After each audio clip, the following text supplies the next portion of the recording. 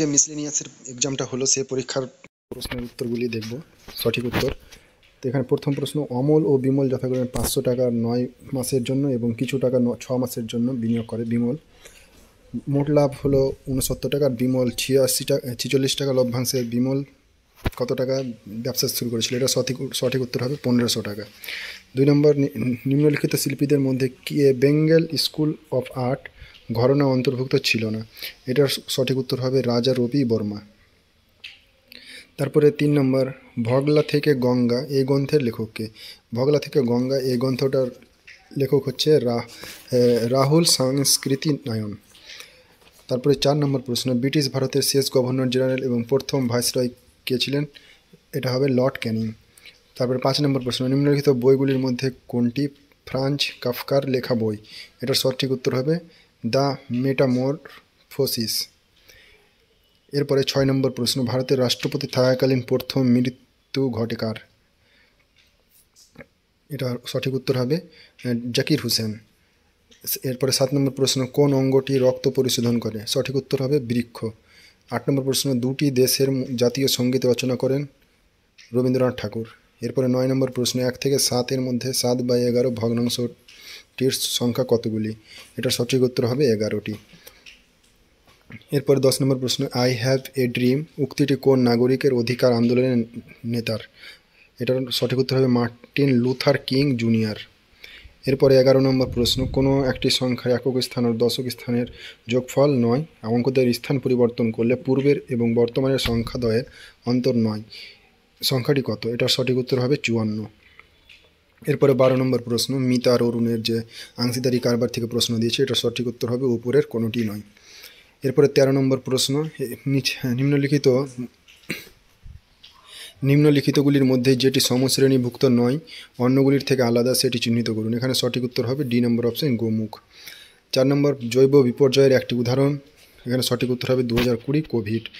15 নম্বর, হলদিয়া বন্দর কোন দুটি নদীর সঙ্গম স্থলের নদীর তীরে অবস্থিত? এটার সঠিক উত্তর হবে হলদি নদী ও হুগলি নদী। এরপরে 16 নম্বর প্রশ্ন, নিম্নলিখিত ভারতীয় প্রধানমন্ত্রীদের মধ্যে কে সবচেয়ে বেশি দিন প্রধানমন্ত্রী পদে ছিলেন? সঠিক উত্তর হবে জওহরলাল নেহেরু।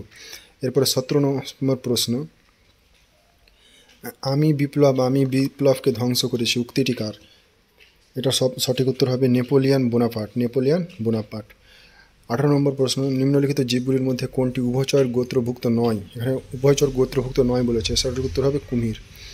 19 নম্বর প্রশ্ন, সর্দার সরোবর বাঁধ কোন নদীর তীরে নির্মিত? এটা হবে নর্মদা নদী। তারপরে 20 নম্বর প্রশ্ন, ভারতের প্রথম সংবাদপত্র কোনটি? এটা হবে বেঙ্গল গেজেট। এরপরে 21 নম্বর প্রশ্ন, ভারতের পিটসবুর্গ বলা হয় কোন জায়গাকে? এটা সঠিক উত্তর হবে ডি নম্বর অপশন জামশেদপুর। 22 নম্বর প্রশ্ন, 1 থেকে 100 অবধি স্বাভাবিক সংখ্যার যোগফল কত? এটা সঠিক উত্তর হবে 5050। 23 নম্বর প্রশ্ন, ভারতীয় মহাকাশ কর্মসূচির জনককে? এটা সঠিক উত্তর হবে বিক্রম সারাভাই। এরপরে 24 নম্বর প্রশ্ন, 171 কী সংখ্যা? এটার সঠিক উত্তর হবে যৌগিক সংখ্যা। 25 নম্বর প্রশ্ন, ভারতীয় সেনাবাহিনীর সর্বোচ্চ সামরিক পদক? সঠিক উত্তর হবে পরমবীর চক্র। এরপরে 26 নম্বর প্রশ্ন, নিম্নলিখিত প্রাচীন ভারতের রাজাদের মধ্যে কে নিজের সাম্রাজ্যকে হুন আক্রমণের কবল থেকে রক্ষা করেছিলেন? এটার সঠিক উত্তর হবে স্কন্দগুপ্ত, অপশন বি। 27 নম্বর প্রশ্ন, রান অফ কচ ভারতের কোন প্রদেশে অবস্থিত? সঠিক উত্তর হবে গুজরাট। এরপরে সঠিক উত্তরটি নির্বাচন করুন ডিভিশন অ্যালগরিদম ব্যবহার করে। এটা সঠিক উত্তরটা হবে সি নম্বরেরটা, 24 = 2 × 12 + 0। 29 নম্বর, ভারতের প্রথম কাগজ কল নির্মিত হয় শ্রীরামপুরে।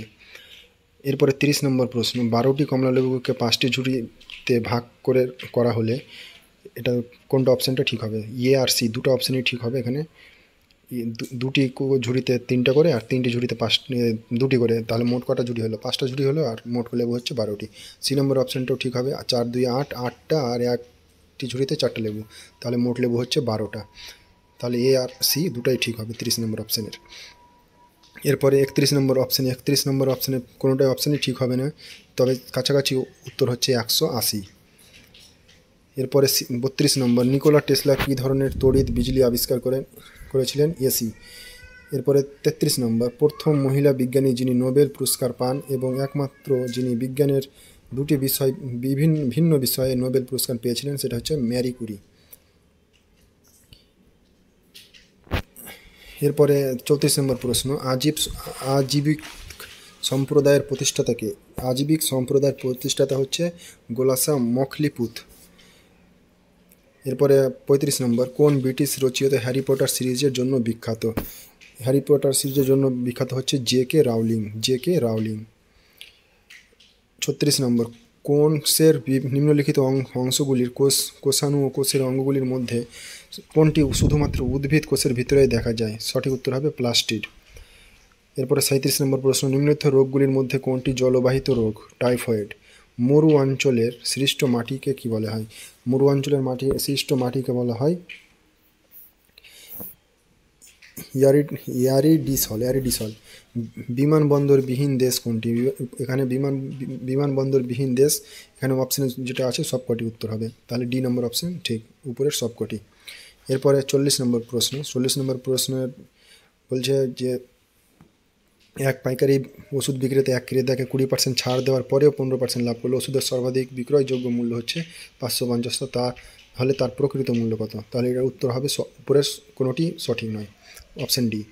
এরপরে 41 নম্বর, তিনটি ক্রমিক সমানুপাতি সংখ্যার গুণফল 343 হলে প্রথম ও তৃতীয়টির মধ্যে সমানুপাতি কত? এটার সঠিক উত্তর হবে 7। তারপরে 42 নম্বর প্রশ্ন, বাতাসে কোন গ্যাস সর্বাধিক পরিমাণে পাওয়া যায়? এটার সঠিক উত্তর হবে নাইট্রোজেন। এরপরে 43 নম্বর প্রশ্ন, ভারতের আগস্ট আন্দোলন হয়েছিল 1942 সালে। 44 নম্বর, কীটপতঙ্গের অধ্যয়নকে বলা হয় এন্টোমোলজি। এরপরে 45 নম্বর প্রশ্ন, শ্রেণীটি সম্পূর্ণ করুন। 5, 7, 8, তারপরে 6, 8, 12 দিয়েছে, 7, 9, তারপরে কত হবে? এখানে 16 হবে। সঠিক উত্তর হচ্ছে বি নম্বর অপশান। তারপরে 46 নম্বর প্রশ্ন, মনসদারি প্রথার প্রবক্তা কে? এটা সঠিক উত্তর হবে আকবর।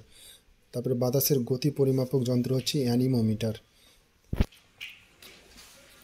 তারপরে প্রশ্ন বলছে the great barrier reef is located in. এটা সঠিক উত্তর হবে অস্ট্রেলিয়া। এরপরে 49 নম্বর প্রশ্ন, 100 টাকা এ আর বি এমনভাবে ভাগ করে দেওয়া হলো যে এ আর বি এর প্রাপ্ত টাকার অনুপাত হচ্ছে 9:11, তাহলে এ কে কত টাকা পেয়েছে? এটার সঠিক উত্তর হবে 45 এবং 55 টাকা, অপশান বি। এরপরে 50 নম্বর প্রশ্ন, লোকটাক হ্রদ কোথায় অবস্থিত?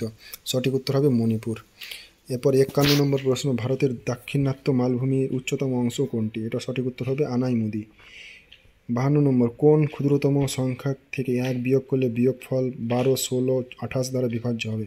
সঠিক উত্তর হবে 337। এরপরে 53 নম্বর প্রশ্ন, কোন ভারতীয় ব্যাংক প্রথম নিউ ইয়র্ক স্টক এক্সচেঞ্জের তালিকাভুক্ত?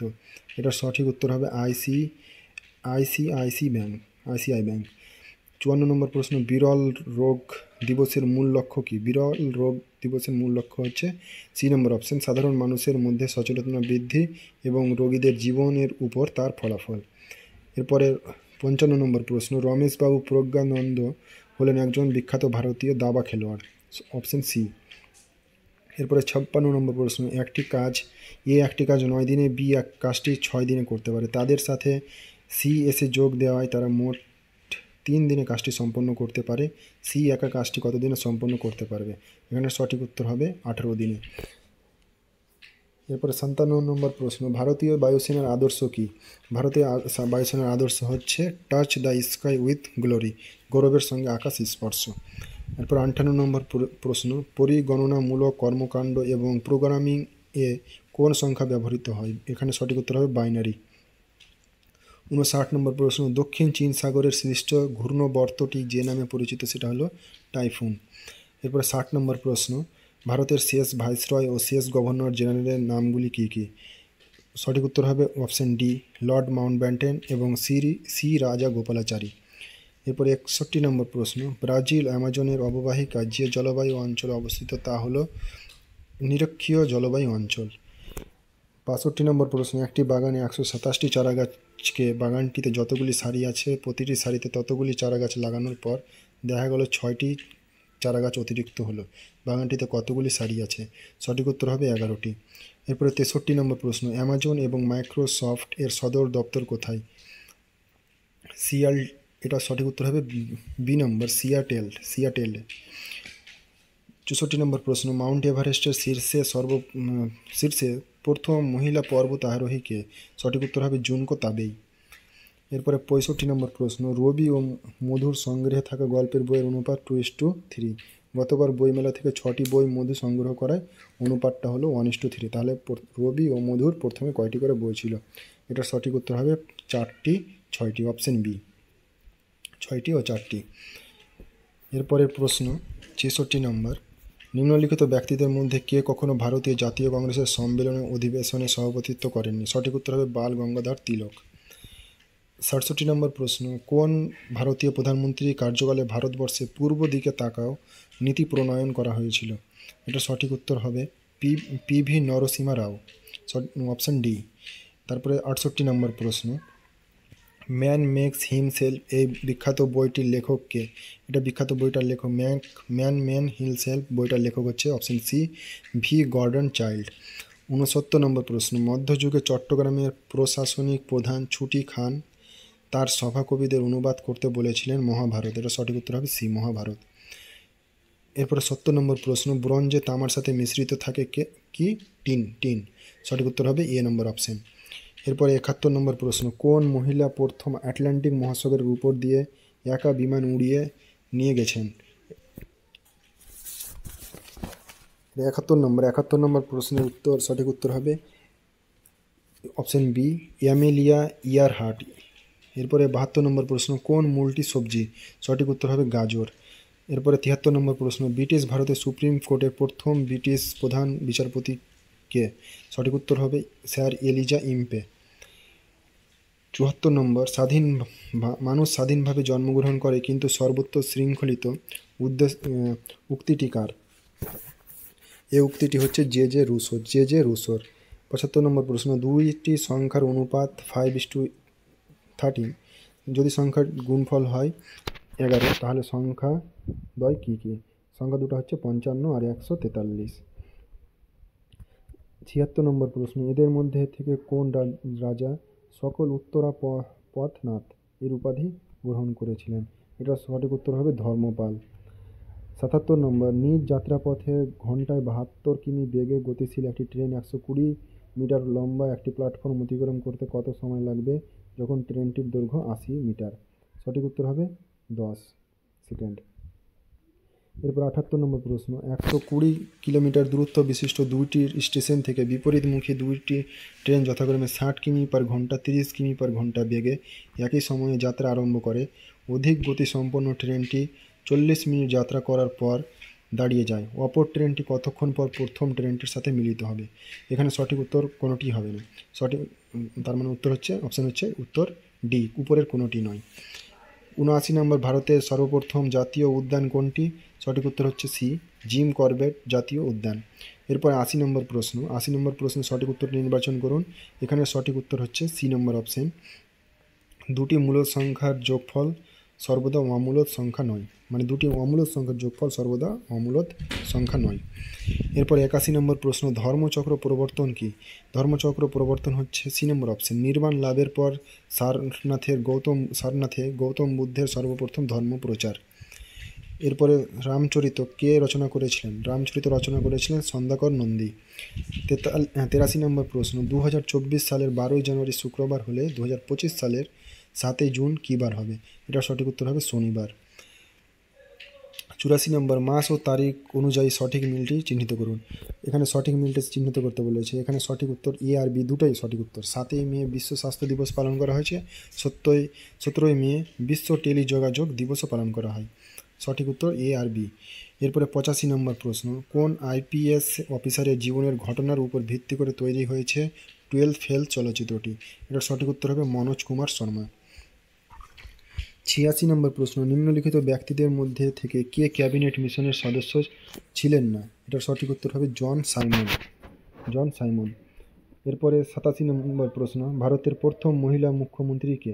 ভারতের প্রথম মহিলা মুখ্যমন্ত্রী হচ্ছে সুচেতা কৃপলানি। এরপর 88 নম্বর প্রশ্ন, নিম্নলিখিত পদার্থগুলির মধ্যে কোনটি ধাতু নয়? এটা সঠিক উত্তর হবে সালফার।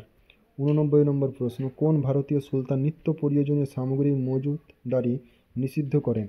এটার সঠিক উত্তর হবে আলাউদ্দিন খলজি। এরপরে 90 নম্বর প্রশ্ন, রমেন প্রতি কিগ্রা ব্রয়লার মুরগি 115 টাকা দরে ক্রয় করে 20% লাভ পেতে চাইলে ব্রয়লার মুরগি বিক্রয় করার মূল্য কত হবে? এটার সঠিক উত্তর হবে 138 টাকা। এরপরে 91 নম্বর প্রশ্ন, কার রাজসভার অন্যতম শ্রেষ্ঠ সঙ্গীতজ্ঞ ছিলেন তানসেন? এটার সঠিক উত্তর হবে আকবর। এরপরে 92 নম্বর প্রশ্ন, ভারতের সর্বোচ্চ বাঁধ কোনটি? এটার সঠিক উত্তর হবে তেহরি ড্যাম। ভারতের সর্বোচ্চ বাঁধ হচ্ছে তেহরি ড্যাম, অপশন এ। 93 নম্বর প্রশ্ন, কথা বলার এটিএম ভারতে প্রথম চালু করে কোন ব্যাংক? এটার সঠিক উত্তর হবে ইউনিয়ন ব্যাংক অফ ইন্ডিয়া। 94 নম্বর প্রশ্ন, কোনো মূলধনের বার্ষিক 6.14% হারে কত বছরে দ্বিগুণ হবে? এটার সঠিক উত্তর হবে 16 বছরে। এরপরে 95 নম্বর প্রশ্ন, মূলদ সংখ্যার মান আবৃত দশমিকে প্রকাশযোগ্য। এটার সঠিক উত্তর হবে অপশন এ।